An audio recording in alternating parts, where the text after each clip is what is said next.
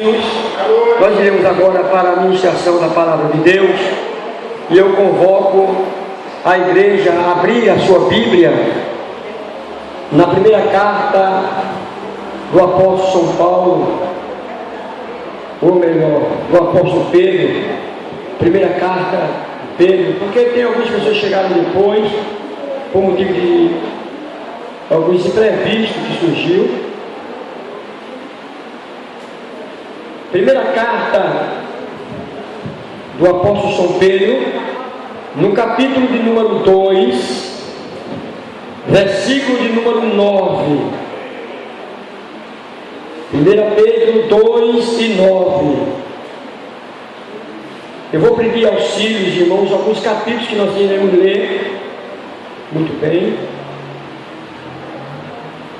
Abra e deixa abertinho no seu colo aí, que a gente vai acompanhar esse versículo, que diz assim a palavra do Senhor: mas vós sois a geração eleita, o sacerdócio real, a nação santa, o povo adquirido, para que anuncieis as virtudes daquele que vos chamou das trevas para a sua maravilhosa luz. Diga amém. Queridos irmãos, esse versículo ele é muito forte, muito poderoso, que nos revela a chamada de cada um de nós e o que é que Deus ele nos considera. E eu gostaria de falar um pouco desse versículo referente, além do Senhor ter nos chamado como uma geração eleita, não é uma geração candidata, é uma geração eleita. A gente vai mastigar esse versículo direitinho para poder a gente falar no assunto que eu quero trazer hoje, sobre os 4 ofícios de um sacerdote. Diante de muitos que tem, eu gostaria de falar de 4 ofícios de um sacerdote. Mas escute só, o versículo começa assim: mas vós sois a geração eleita. Como eu disse, nós não estamos candidatos, nós somos eleito. Eleito é aquele que já ganhou a eleição. Eleito é aquele que diz, que nem aquele que diz eu acho. Eleito é aquele que diz assim: eu sou a geração de Deus, eu sou o povo que vou morar no céu. Então o Senhor nos chamou e nos chamou de geração eleita. Nós somos um povo eleito a morar no céu. Guarde essa palavra: você não é candidato. Eu não sei se vocês observam, mas eu sou candidato a morar no céu. Quem já ouviu isso? Quem já ouviu essa palavra? Eu sou candidato a morar no céu. Já viu isso? Na verdade, nós não somos candidatos, nós somos eleitos já. Candidato é aquele que ele se candidata e ele corre uma eleição para poder ser eleito ou não. Nós não estamos candidatos, nós somos eleitos. Nós já somos eleitos do céu. Diga amém. Então nós somos uma geração eleita. Aí voltando, continuando, ele diz assim: o sacerdócio real, a nação santa, um povo adquirido, para que anuncieis as virtudes daquele que nos chamou das trevas para a sua maravilhosa luz. Então, interessante que Deus nos chamou para ser sacerdote. Esse textozinho que isoladamente eu quero falar da importância, do privilégio que o Senhor nos deu de além de ser uma nação eleita, uma geração eleita, nós somos sacerdote. Nós somos sacerdote. Mas por que o Senhor disse agora vocês são sacerdotes? Porque o ofício sacerdotal, certo? O ofício de sacerdote não era para todo mundo. No Antigo Testamento, o ofício sacerdotal ou sacerdócio, ele não era para todo mundo, era para a minoria, era para aquelas pessoas qualificadas, aquelas pessoas especiais, era para um povo de uma linhagem da descendência de Arão. Não era todo mundo, mesmo sendo o povo de Deus, mesmo sendo crente, ele não tinha o direito de ser sacerdote. Era, como eu disse aqui, era para a minoria. Era o tempo não dá, mas os irmãos sabem que das 12 tribos de Israel, uma tribo foi escolhida para servir o sacerdócio na casa do Senhor. Os irmãos entendem isso. E quem foi essa tribo? Foi a tribo de Arão. E foi uma briga para isso, porque vocês sabem que 12 patriarcas, cada um representando uma tribo, que não queria ser escolhido por Deus para prestar serviço sacerdotal. Então escutou um ruído, quem seria a família que iria prestar esse ofício sacerdotal de geração em geração. Então Deus, os irmãos sabem, chamou Moisés e disse: Moisés, chame os 12 patriarcas, chame os pais das 12 tribos, reúne eles aqui e diga a ele que cada um traga a sua vara. Estou correndo para poder entrar. Traga a sua vara, que é o cajado, que todo patriarca ele andava com o cajado, e no cajado ele registrava a história da sua descendência. Os irmãos depois pesquisem isso aí. Então Moisés disse assim: atenção, todo patriarca, ou seja, o cabeça de cada tribo. Vai aparecer os 12 lá, e entre os 12 estava a tribo de Arão. Então, o que aconteceu? Ficou tudo lá, e Deus disse assim: recolha o cajado de cada um, e você vai guardar na tenda.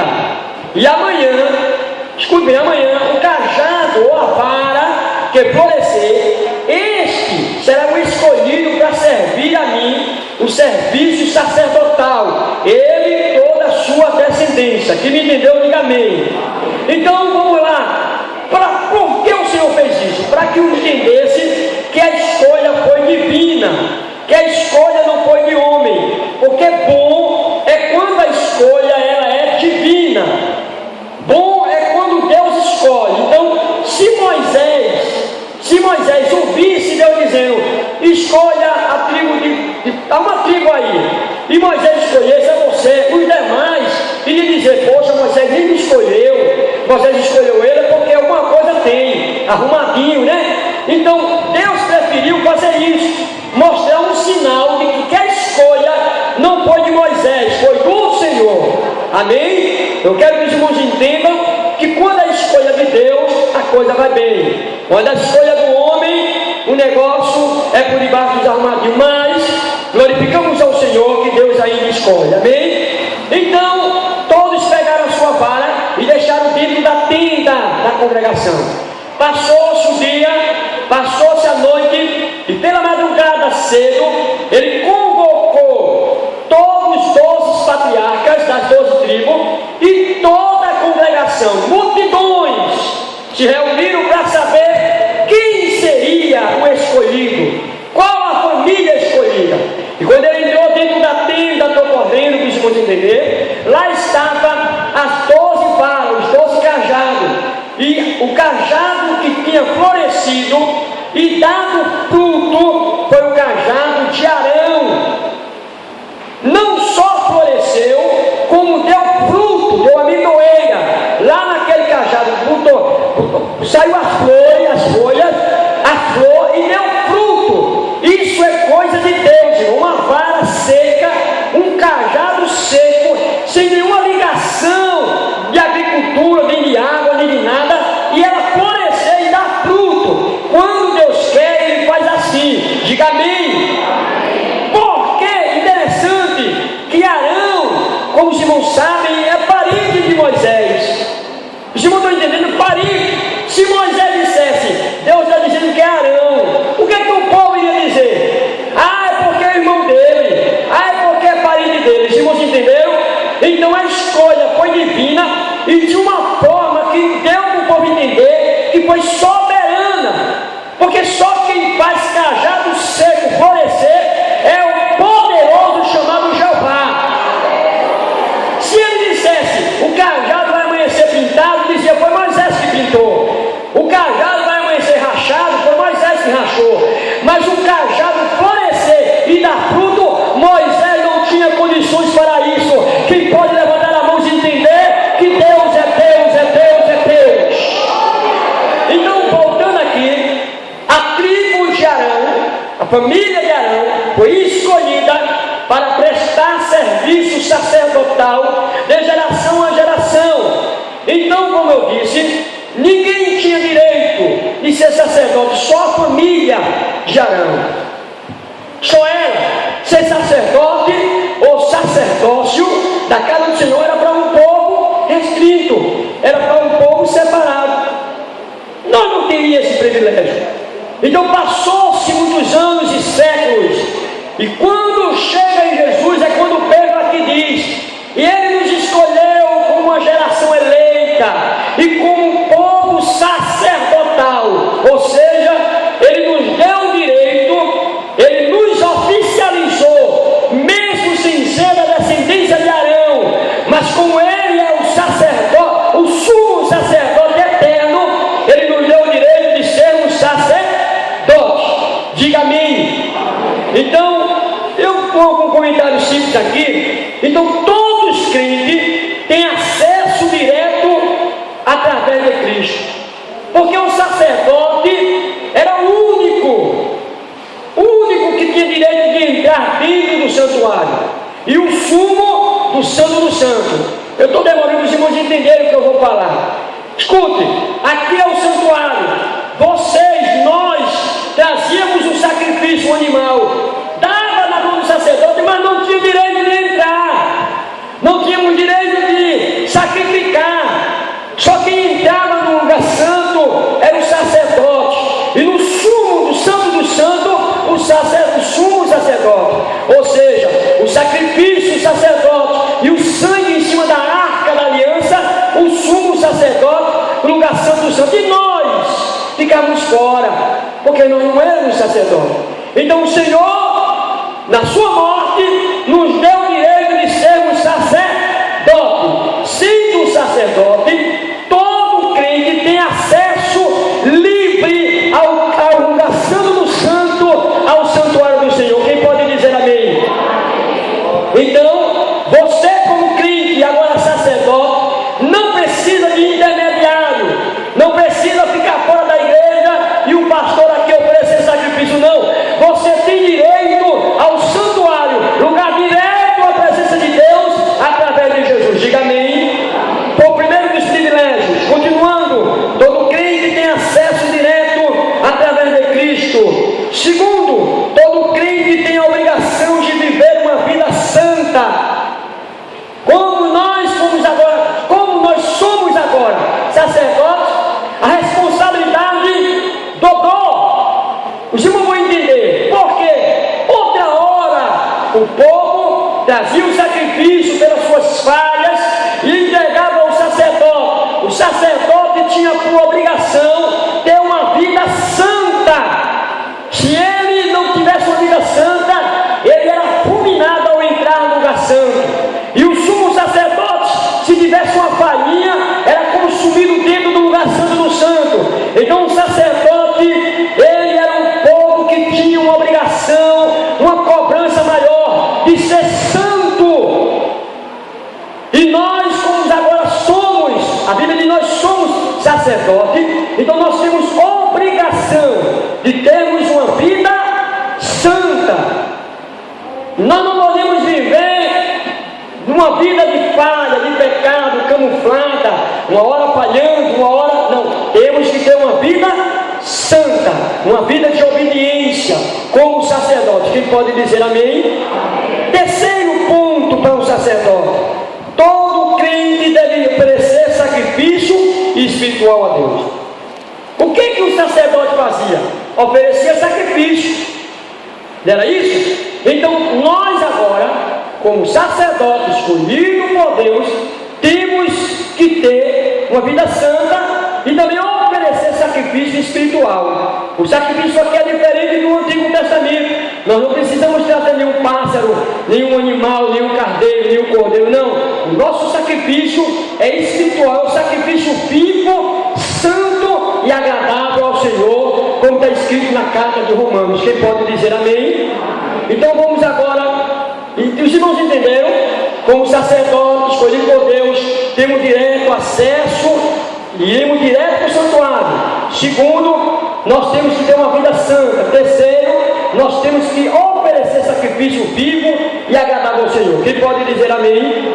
Agora nós iremos fazer o seguinte: como eu disse aos irmãos, qual os ofícios de um sacerdote? Quais?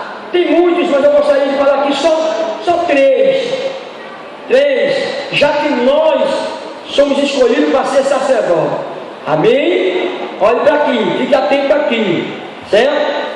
Nós vamos conferir, antes de entrar nos ofícios, a chamada de Deus para você ser sacerdote. Porque tem pessoas que dizem assim: não, eu sou um simples crente. Você é sacerdote real. Você é um sacerdote. Vamos consultar a Bíblia, por favor, na carta do Apocalipse, por favor. Livro de Apocalipse, por favor. Quem achar pode ler comigo. Apocalipse capítulo 1, versículo 6. Apocalipse 1 e 6. Veja o que Jesus fez conosco. 1 e 6. Quem achar, leia. Eu vou ler. Diz assim: 1 e 6. E nos fez reis e sacerdotes para Deus, o seu Pai, e a Ele a glória, o poder para todos sempre. Veja só, e nos fez reis e sacerdotes para Deus. Através da morte de Cristo, através de Jesus, Ele nos fez sacerdote. Queira ou não queira, eu sou um sacerdote de Deus. Você é um sacerdote. O menor crente que tem aqui, porque tem pessoas que entendem, traz essa palavra sacerdote para os dias atuais como sacerdote é quem é pastor. Quem já ouviu isso? Que acha que sacerdote é quem é pastor. Não, todos nós somos sacerdote. Todos nós temos um ofício sacerdotal a prestar a Deus. Não é sacerdote quem é pastor, não é sacerdote só quem é ministro, não. Todo crente, menor que seja, mas não cometido, ao aceitar Jesus, ele passa a receber essa chamada de sacerdote. Diga amém. Vamos mais um capítulo, Apocalipse, por favor. Capítulo 5 de Apocalipse, versículo de número 10.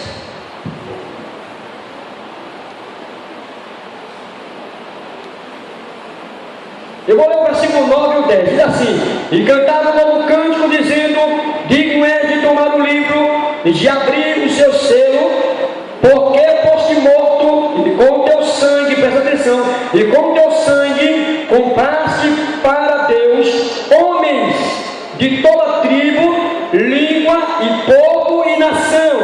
Versículo 10: e para o nosso Deus o fizeste reis e sacerdote, e eles reinarão sobre a terra. Diga amém. Amém. Com o sangue de Jesus, Ele nos comprou todo homem. Não tem acepção de pessoa. Todos nós fomos comprados e somos sacerdote. Você é um sacerdote. Você é um sacerdote. Diga amém. Mais um versículo para a gente ir para os ofícios. Apocalipse capítulo 20. Isso aqui é mostrando que nós somos sacerdotes. Capítulo 20, versículo 6. Eu vou deixar alguém ler, porque pelo menos manejo a Bíblia. 26 de Apocalipse. Veja que você é um sacerdote. Capítulo 20, versículo 6. Pode ler. Fica de cadê? Quem é? Vem para cá, meu filho. Ele vai ler aqui. Capítulo 20, versículo 6. Bem-aventurado é o santo, aquele que tem parte da primeira ressurreição, e sobre ela não tem poder a segunda morte, mas serão sacerdotes de Deus e de Cristo, e reinarão com ele 1000 anos. Amém. E serão sacerdotes para Deus em Cristo, e serão sacerdotes para Deus em Cristo. Nós somos sacerdotes para Deus e Cristo através de Cristo. Diga amém. Então aqui mostrei, meus irmãos, que nós somos uma geração eleita, sacerdote real. Sacerdote real. Você é um sacerdote. Agora vamos entendermos a nossa tamanha responsabilidade como sacerdote. Qual era o ofício do sacerdote? Quais o ofício do sacerdote? O que o sacerdote ele fazia? O que é que lhe competia fazer sacerdote? Os irmãos vão entender simples, mas eu vou explicar. O primeiro ofício que eu queria falar hoje, o primeiro ofício dos três que eu ia falar, se der tempo eu faria mais um, mas vamos ver como, tá? Primeiro ofício do sacerdote, o primeiro é sacrificar. O primeiro ofício do sacerdote era sacrificar, era oferecer sacrifício, era oferecer sacrifício, era um dever do sacerdote. Nós podemos conferir isso no livro de Malaquias. Se você não vai dar para ler porque o tempo é pouco, você anota aí Malaquias capítulo 1. Em Levítico, olha só, no livro de Levítico fala muito sobre esse sacrifício, mas eu quero fazer aqui, falar sobre Malaquias.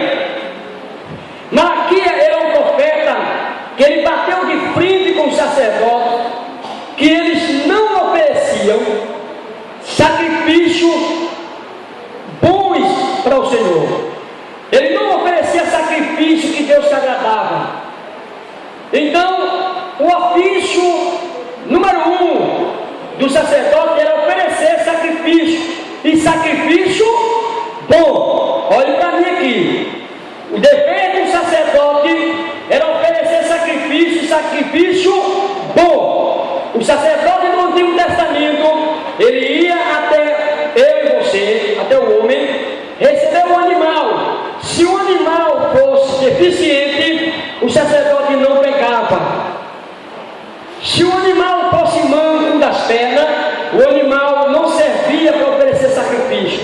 Então o sacerdote tinha a tamanha responsabilidade de observar qual sacrifício ele ia oferecer a Deus. Então, para nós que somos sacerdotes, temos os cuidados de saber o que estamos oferecendo a Deus. Qual é a oferta? Qual é o sacrifício? O que é que nós oferecemos a Deus? É sacrifício de primeira categoria ou sacrifício de segunda categoria ou terceira? O que é que nós estamos trazendo para Deus? Eu falo aqui de adoração, eu falo aqui de sacrifício, eu falo aqui de vida santa, que nós não precisamos trazer animal. Mas qual é o sacrifício que você oferece, que eu ofereço a Deus como um sacerdote? E Malaquias, ele bateu forte. Por quê? Ele disse: vocês oferecem animal cego, manco, aleijado. Vamos ler. Malaquias, por favor. Capítulo 1. Vem cá, Breno, que tu tem uma voz de trovão. Vem cá. Breno tem uma voz grossa. Capítulo 1 de Malaquias. Abra aí para você ver o que foi que Malaquias fez com o sacerdote relaxado, o sacerdote que Deus não se agradava. Capítulo 1 de Malaquias, fica antes de Mateus, capítulo 1, versículo 8, veja só 8. Porque quando trazeis animal cego para o sacrificardes, não faz mal, e quando ofereceis o coxo ou o enfermo... Escute só, não faz, isso aqui é uma pergunta, veja só, quando trazeis animais cegos para o sacrifício, não faz mal? Tem uma interrogação, ele está questionando um pouco. Ele vai repetir a leitura. Porque quando trazeis animal cego para o sacrificar, não faz mal, e quando ofereceis o coxo ou o enfermo, não faz mal, ora, apresenta-o ao teu príncipe, terá ele agrado de ti, ou aceitará ele a tua pessoa, diz o Senhor dos Exércitos. Versículo 3. E dizeis: eis aqui, que canseira, e o lançaste ao desprezo, diz o Senhor dos Exércitos. Vós ofereceis o roubado e o coxo e o enfermo, assim fazeis. 14, ele leu o 13 ao 14. A oferta, ser-me aceito isto de vossa mão, diz o Senhor. Pois maldito seja o enganador que, tendo o animal no seu rebanho, promete e oferece ao Senhor uma coisa vil, porque eu sou grande rei, diz o Senhor dos Exércitos. O meu nome será tremendo entre as nações. Dá para dar um glória para Jesus? Dá para dar um glória? Irmãos, aqui é